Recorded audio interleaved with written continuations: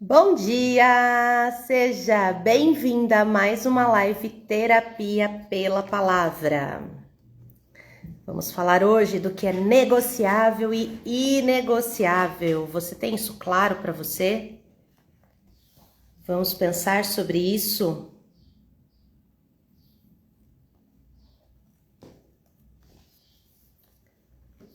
Vou dar um tempinho aqui para vocês chegarem.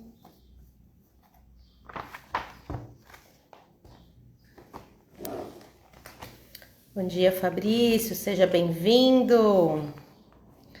Vamos falar hoje sobre negociável e inegociável, a partir dos seus valores, daquilo que para você é importante. Vamos falar hoje sobre abrir mão daquilo que é importante para nós e deixar que as coisas sigam por desespero, por achar que a gente precisa se colocar em determinados lugares, que na verdade não precisamos. Hoje a gente vai seguir na nossa live Terapia pela Palavra, vamos seguir em Gênesis no capítulo 38, vamos falar da história de Tamar, uma mulher que sim, tinha o seu valor, mas não se conectava com esse valor, não compreendia qual era esse valor e acabou metendo os pés pelas mãos por causa disso. E isso é tão sério, gente. A gente faz isso tanto e de tantas formas e sem nem perceber, né? Quando a gente vê, já foi. Quando a gente vê, já fez. Quando percebe, já falou. Já negociou o que era inegociável, aquilo que era valor, que era caro para você, importante para você. Quando você vê, você já negociou, você já tirou da frente, você já tirou do lugar de importância verdadeira para você. E isso é muito sério. E hoje eu quero falar com você sobre isso, para que você não faça mais isso. Então, vamos começar. Lembrem-se que estávamos falando aqui então da linhagem de Jacó, falamos no capítulo passado do filho José, que foi vendido, e no capítulo seguinte nós vamos voltar a falar de José. Mas nesse momento a gente vai dar uma pausa aqui sobre José. E vamos falar da história de um outro filho, que é Judá, e a descendência de Judá. E aí, eu me perguntei, né, nossa, por que deu essa pausa aqui, né, no meio da história de José? José é vendido e aí segue a história, né, tem uma história linda da vida de José, mas no meio tem essa pausa. E eu pensei, acredito eu que porque os acontecimentos importantes daquela época precisavam ser colocados, porque hoje são utilizados por nós como lição para a nossa vida.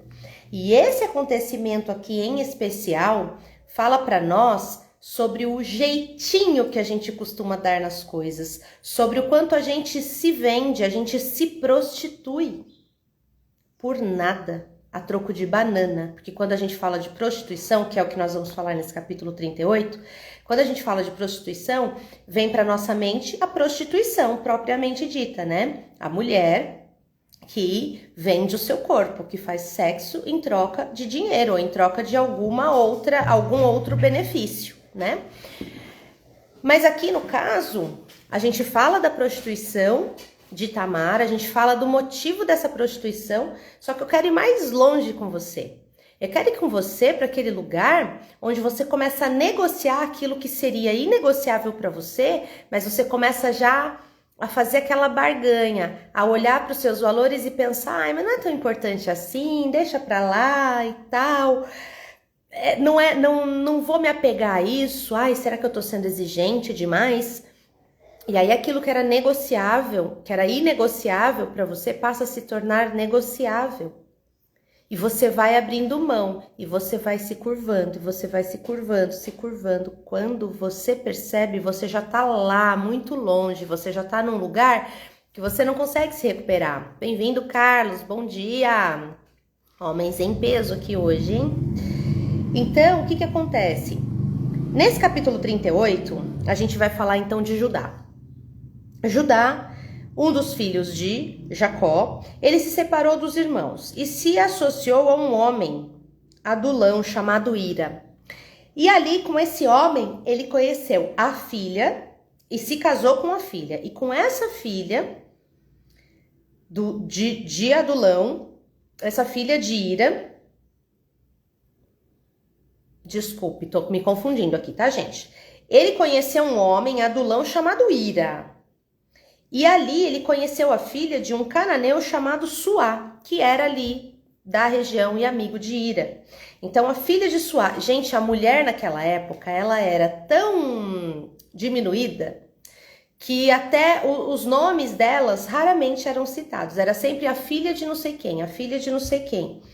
E com os homens também era um costume, né? Falar é fulano de Jacó, fulano de Suá, que era a filha, era o pai que era citado. Mas no caso das mulheres, o nome delas em alguns momentos nem é citado. Então já começa aqui uma primeira lição para você. Jesus morreu naquela cruz para trazer para você uma novidade de vida e para te trazer para um lugar de importância nesse mundo. Ele te deu voz, ele te colocou num lugar decente para sua vida e fez isso por homens e mulheres. Mas estamos falando aqui de uma mulher, então eu estou enfatizando Tamar. E aí o que acontece? Ele então conhece essa mulher, casa com ela, tem 3 filhos, Onã e Selá.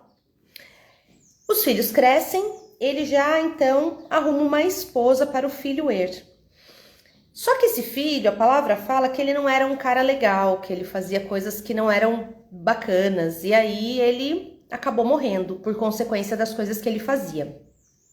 Ao morrer, como de costume naquela época, quando uma mulher ficava viúva, o próximo irmão, o irmão seguinte desse irmão que faleceu, né? Ele teria que casar com essa mulher. Então, Judá vai lá e dá Onã por marido dessa mulher. Só que Onã fica muito bravo, porque os descendentes dessa mulher não seriam considerados descendentes de Onã, e sim descendente de que era o primeiro marido dela. Bom dia, Josi. Então, os filhos dela não seriam considerados filhos de Onã. E aí Onã, para não ter esses filhos, no momento lá da relação com ela, ele ejaculava fora da mulher para que ela não engravidasse. E isso aos olhos de Deus não era legal. Então Onã acabou acarretando também consequências graves para a vida dele. E Onã também acabou morrendo. Só que Judá ainda tinha um filho mais novo, Selá. Só que ele ficou com medo. Eu já dei 2 filhos para essa mulher e os 2 morreram. Agora eu vou dar mais um filho. E se o meu filho mais novo morrer também? E aí ele fala assim para ela: vai lá para casa do teu pai, fica lá como viúva até que Selá cresça. Quando ele se tornar mais velho, eu vou te dar como mulher para ele, para que a descendência de seja então siga, né? Para que siga essa descendência e para que ela saia daquela condição de viúva. Só que aí ela obedece, mas os dias vão passando e ela percebe que Selá cresce e Judá não cumpre o que prometeu. E aí fica a primeira pergunta que eu quero deixar para você. O quanto de promessas você já ouviu na sua vida e não recebeu aquilo que te foi prometido?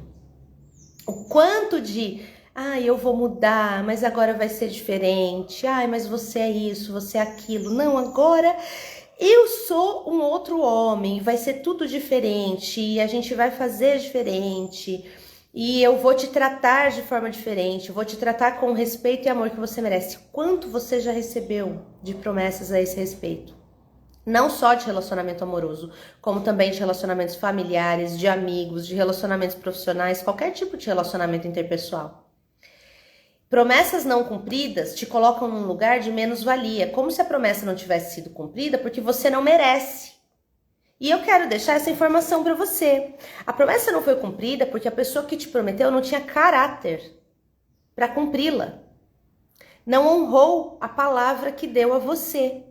E isso nada tem a ver com você.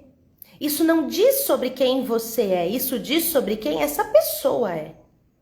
Então, não se coloca num lugar de menos-valia, num lugar de quem não é digna de amor, de respeito, de valor, porque uma pessoa não cumpriu uma promessa que te fez. Porque ela não cumprir diz sobre o caráter dela, não sobre o seu. Então fica aí a primeira lição. Mas Tamar, ao ver que Judá não cumpriu a sua promessa, naquela época uma mulher viúva, ela era uma mulher largada, ela não tinha direito à herança, ela não tinha direito a um teto, ela não tinha direito a nada. E ela, acredito eu, que tenha ficado com medo, né? Nossa, o que eu vou fazer agora? Ele não cumpriu a promessa dele, eu preciso resolver isso. Aí ela tem uma grande ideia. E aí é a segunda coisa que eu quero deixar para você hoje. O quanto para resolver dores aí do seu coração, você tem ideias mirabolantes colocando em jogo valores que são inegociáveis para você. O quanto para ter alguém ao teu lado, você aceita coisas que jamais aceitaria. Você torna negociável aquilo que é caro, aquilo que sempre foi inegociável e não deveria deixar de ser. E foi o que Tamar fez. Tamar tirou a roupa da sua viuvez, né, o traje de luto, se vestiu com uma outra roupa e cobriu o rosto com um véu. Naquela época, essa era... e ficou lá, né, na beira de uma estrada. E naquela época, ficar ali na beira da estrada daquele jeito era a indicação de que a mulher era uma prostituta. E Judá, a esposa de Judá, morre. E depois que passa o luto, ele vai lá tosquear as ovelhas com um amigo dele, Tina. Só que aí, ele lá, né, de luto, carentão, fez besteira. Né, também foi atrás de situações que não eram boas para ele, porque ele viu a mulher lá, chegou, naquela época a mulher era propriedade, né, e aquela lá não era de ninguém, uma prostituta na beira da estrada, né, então ele chegou e falou para ela, eu quero me deitar com você. E ela falou, e quanto você vai me pagar para isso? Ele disse, vou te mandar um carneiro, depois um carneiro do meu rebanho. Ela falou, legal, tudo bem, só que eu quero uma garantia. Bom dia, Hildo. Eu quero uma garantia. O que você me deixa por garantia? E aí, ele pergunta para ela, né? O que você quer como garantia? Ela fala, me deixe seu selo, o seu cordão de identificação pessoal e o cajado que você carrega. Ela, muito esperta, ela precisava provar, se ela engravidasse, se algo acontecesse depois, ela precisava provar que era desse sogro, né? Porque a palavra dela contra a palavra de um homem, a palavra dela não valia nada. E aí, então ela falou, eu quero que você me deixe esses seus objetos pessoais aí. E ele deixou com ela como uma garantia, se deitou com ela, ela engravidou. Voltou para a vidinha dela, retomou seu traje de viúva e 3 meses depois todos descobriram que ela estava grávida. E aí ela ficou falada. Olha só, a sua nora se prostituiu e agora está grávida. E aí Judá, cheio de autoridade e todo santarrão, manda queimar Tamar. Pois traga ela aqui, queime-a, porque ela errou, ela pecou. E aí, sem saber, né, que Tamar era a prostituta com quem ele tinha deitado. E aí ela pega, no momento em que vão pegá-la, ela pega todos aqueles pertences e manda para ele e fala, esses objetos são do homem que me engravidou.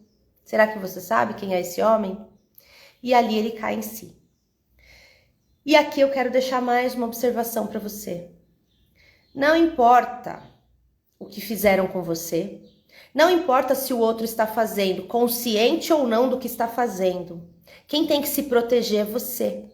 Quem tem que se colocar no devido lugar de valor, de alto amor, é você. Não importa se quem está fazendo o que quer que esteja fazendo, saiba que você é você, saiba do seu valor, saiba de quem você é. Essa pessoa vai te tratar como você se permitir ser tratada. Se você se prostituir, e tem muitas formas de se prostituir, não só entregando sexo por dinheiro. Você se prostitui toda vez que você pega um valor seu muito importante, enfia lá dentro de uma caixinha, tranca e fala assim, não, para ficar aqui nessa situação, aqui nessa relação, aqui nesse emprego, aqui nessa família, aqui nessa cidade, para ter essa amizade, esse valor aqui eu vou deixar para lá. Eu vou deixar de lado. E aí, cada vez que essa pessoa faz alguma coisa que se choca com o seu valor, aquilo te fere e mata um pedacinho de você por dentro. Isso também é se prostituir. Isso é pegar algo muito valioso para você, entregar para o outro a troco de nada. Porque a pessoa que te ama, a pessoa que sabe quem você é, que sabe da importância e do quão digna você é, essa pessoa vai te amar, te respeitar, cuidar de você, te valorizar, te considerar nas decisões. Ela não vai te tratar de qualquer jeito, como uma qualquer. Essa pessoa não vai te tratar como uma qualquer, porque vai saber que você não é uma qualquer. E se na sua vida alguém se aproximou, dando para você tudo que você achava que queria, sabe, o príncipe encantado? Apareceu aí, dando para você tudo de melhor e de repente começou a te tratar como uma qualquer, invalidar você, diminuir você, não considerar suas vontades, os seus gostos, os seus sonhos, a sua opinião. Sinal vermelho de alerta enorme para você. Saia desse lugar. Deixa isso de lado. Eu atendo muitas mulheres, algumas que perceberam rapidamente, outras que após anos, 17, 20 anos de relacionamento, se perceberam com um marido narcisista, com alguém que maltratava, pisava, espizinhava, sabe? Dilacerava a pessoa, física, emocional, espiritualmente. Esse lugar não é o lugar onde Deus te criou para estar. Casamento é sagrado e tem que ser sagrado das duas partes. É o homem amando a mulher como Cristo amou a igreja e como Cristo amou a igreja, dando a vida por ela. E a mulher sendo submissa ao homem, submissa aos desmandos, vontades e caprichos desse homem, não. Submissão é estar abaixo da missão do homem. Estar abaixo da missão dele, caminhar ali, ó, lado a lado com ele, ambos se amando, se respeitando. E a principal missão do homem pela palavra de Deus é amar você, é te respeitar. Viu, homens? Clériston, bom dia! Homens que estão aqui me ouvindo também agora, ou que vão me ouvir depois. Essa é a sua maior missão. Então, você tem aí o seu posicionamento e você também precisa se posicionar diante de mulheres que também existem mulheres narcisistas. Existem sim mulheres que também te usam, te maltratam e fazem de você o que elas quiserem porque elas acham que tem esse direito, só porque você as ama. Meu Deus, se você as ama, elas têm que entregar para você o que de melhor elas têm. Porque amar é isso, é entregar para o outro o meu melhor, consequentemente receber do outro o melhor dele. E os dois caminharem juntos, certo? E aqui Tamar, então, se prostituiu a troco de proteção, porque ela não tinha proteção naquela época. Judá, quando descobre que tinha se deitado com a nora, percebe a burrada que fez e, graças a Deus, que pelo menos se redime ali, né? Repara o erro, fala que não era pra fazer nada com Tamar, e aí ele passa então a proteger Tamar. E Tamar dá à luz gêmeos. E aí essa é a última lição que eu quero deixar para você. O quanto os padrões se repetem. Lembra da história de Jacó? Jacó, que é pai de Judá.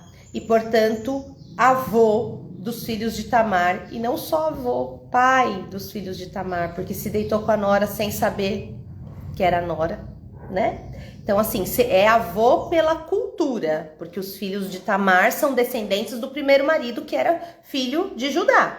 Então, pela cultura, ele é avô, mas biologicamente ele é pai dos filhos de Tamar, certo? Porque eles não são parentes consanguíneos, né? Ela é nora, então ela é a viúva do filho dele. Então, pela cultura, os gêmeos que Tamar tem são netos de Judá, mas biologicamente são filhos, ok? Ficou claro isso? Para você não achar que ele possuiu a filha, né? Ela não era filha dele, tá? Enfim, quando esses gêmeos nascem, olha o que acontece. Você lembra de Jacó e Esaú que brigavam lá na barriga da mãe? E aí, Esaú nasceu primeiro, Jacó nasceu depois, mas aí Jacó ainda foi lá e roubou a primogenitura de Esaú, né? Ludibriou Esaú e pegou para ele. Aqui a história se repete, gente. Eu quero trazer para vocês essa questão de repetição de padrão que a gente fala muito nas constelações sistêmicas familiares. O quanto você repete aí padrões doentios, padrões negativos da sua família, dos seus ancestrais, dos seus antepassados e de forma inconsciente. Então traga para a consciência. A Dani, bom dia. Traga para a consciência essa repetição de padrão, para que você quebre esse ciclo agora. E no nascimento desses dois, os dois para nascer, quando o primeiro filho põe a mãozinha para fora, a palavra diz que ele põe um bracinho para fora, sai o braço da criança, e a parteira amarra uma fita no braço da criança, e ele puxa o bracinho para dentro. Gente, fisicamente, biologicamente, na medicina, não me pergunte como isso aconteceu, não sei te explicar, não é a minha área, não me aprofundei sobre isso. A questão aqui é o sobrenatural, o que acontece no sobrenatural. E aí, então, ele põe o bracinho para dentro e põe o bracinho para dentro com a fita amarrada. E aí, o segundo, que seria o segundo a nascer, então, nasce primeiro. Porém, ao nascer primeiro, nasce sem a fitinha, ela sabe que não é ele, mas mesmo assim ele rompe ali, e ele recebe o nome de Pérez, que significa brecha. Então ele encontrou uma brecha para nascer. E aí o que eu quero deixar aqui para você? O padrão se repetiu. Então assim, Tamar deu o seu jeitinho, os filhos trocaram de lugar. Veja, todo o padrão, toda a repetição aí acontecendo, do jeitinho da mãe, do filho, um pegando o lugar do outro. Então tudo isso nos leva a crer num movimento assim de ruína, né? De coisas erradas, de coisas ruins que aconteceram. Só que na verdade, quando nós estamos sozinhas, nós estamos realmente para a ruína. Mas quando a gente se liga a Deus e a palavra de Deus e ao quanto Ele nos ama e cuida de nós, a gente entende que existe promessa de novidade de vida para nossa vida, para nossa existência.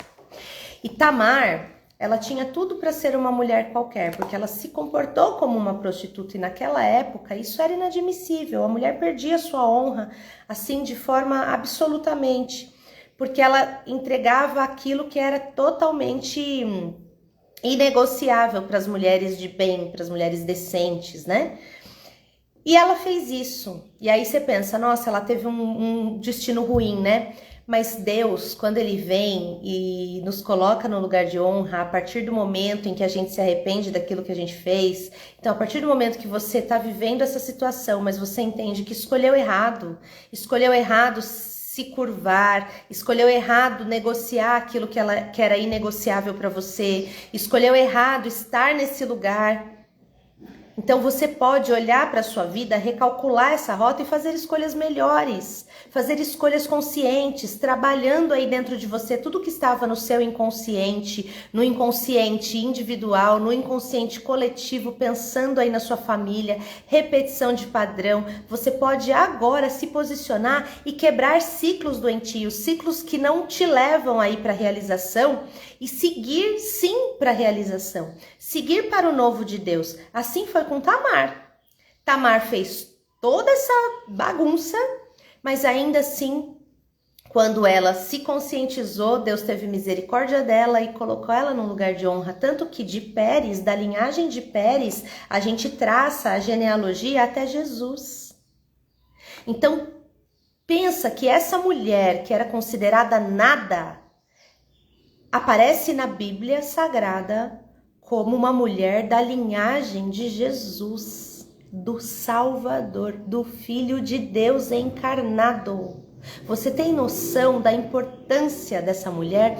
E não só ela, Ruth, Raabe, mulheres que erraram muito, que negociaram o inegociável. Mas aí Deus vem e restitui, porque é isso que Ele faz por mim e por você. Então hoje eu tô falando do negociável e do inegociável. E se você olhou aí para sua vida e pensa, nossa, eu negociei o que eu não deveria. Meu Deus, eu coloquei aqui uma coisa tão importante, eu coloquei na mesa e falei, leva, faz o que você quiser, desde que eu tenha o que eu acho que eu quero aqui. E aí você percebeu que fez errado, que não deveria ter feito isso. Só refaz as suas escolhas, analisa isso que aconteceu, recalcula a sua rota, traça um novo caminho e vai para o novo, não fica aí presa nesse lugar de condenação, de perseguição de você mesma, você se culpando, você se acusando e se condenando. Não, você pode sair desse lugar. Então você negociou o inegociável? Não tem problema, é seu. Só não muda de ideia quem não pensa. Se você está viva, é um ser pensante, você pode mudar de ideia a qualquer momento. Negociou o inegociável? Vai lá e pega de volta. Isso é meu, é inegociável, esse valor é meu, faz parte de quem eu sou. Não negocio isso, não negocio a minha dignidade e quero isso de volta. E toma de volta o que é teu, o teu valor. Aquilo que pertence a você e devolve para o outro o que é dele, devolve para ele todo o lixo que ele derrubou em você. E quando eu digo outro, eu falo de qualquer relacionamento amoroso, familiar, de amizade, de profissão, qualquer relacionamento. Você não é terreno baldio, aberto para as pessoas virem despejarem o seu lixo em você e irem embora livres, limpas. E você fica aí, com essa caca toda, tendo que resolver, tendo que limpar, tendo que lidar com as suas coisas e ainda com as coisas do outro, e ainda com as coisas que o outro provocou em você. Não, chega, basta. A palavra de hoje, a terapia pela palavra de hoje é para falar isso para você, que você está na hora de você dar um basta. Você negociou o inegociável? Ok. Mudei de ideia, pensei melhor, isso é inegociável, é valor, é importante, é caro para mim. E eu quero de volta, porque a minha dignidade não tem preço. Ok? É isso que eu quero deixar para você na live terapia de hoje. E eu espero que você pegue isso com muita força e que isso te dê a energia, o combustível necessário para você fazer o seu movimento de se recuperar. De pegar de volta o que é seu, porque Deus não te criou para estar aqui sendo usada, subjugada, de cabeça baixa, sem despida aí da sua dignidade, por causa de carência, de dependência emocional, por causa de escolhas erradas. Você escolheu errado? Errou? Tá bom, mas não se escoteia mais não. Você já sofreu o suficiente pela escolha que você fez. Agora olha com consciência, faça novas e melhores escolhas e prossiga. O que passou, passou. O importante é hoje, 21 de setembro de 2023, é o que eu tô falando hoje para as mulheres que estão aqui hoje. Mas se você vir esse vídeo depois, em qualquer outra data, pegue a data em que você estiver vendo. O importante é o agora. É o aqui e agora. Aqui, agora, eu entendi que eu negociei o inegociável e eu não vou mais permitir isso, então eu vou retomar os meus valores. A partir da data em que você estiver vendo esse vídeo, tome uma decisão, um posicionamento e se recupere, se pegue de volta, porque você é importante para você e tem que ser assim. Você tem que valorizar, se validar e não esperar que o outro faça isso por você. Combinado? Essa é a mensagem da live terapia de hoje. Eu espero que encontre solo fértil no teu coração, que multiplique e que você transborde essa mensagem na vida de outras pessoas que precisarem desta informação, deste choque aí de realidade e de alto valor e alto amor. Tá legal? Vamos orar pra gente finalizar? Querido Deus, muito obrigada por essa mensagem, muito obrigada por nos lembrar o quanto nós somos caras, o quanto nós somos valiosas para o Senhor e o quanto não devemos negociar o inegociável. A gente não precisa flexibilizar valores que fazem parte da proteção de quem nós somos, da proteção das nossas emoções, da nossa alma e que fazem parte do alimento do nosso espírito que nos conecta ao Senhor. Mostra-nos, Pai, se existem valores inegociáveis que nós acabamos negociando por imaturidade, por dispersão, por medo, por solidão. Mostra para que nós refaçamos essas escolhas, refaçamos essa negociação, em primeiro lugar conosco e depois com o outro, e para que a gente siga para o centro da tua vontade. Em nome de Jesus. Amém, meninas? Espero que vocês peguem essa palavra e façam algo de muito útil com ela, viu? Um beijo no seu coração, fica com Deus e até amanhã. Tchau, tchau!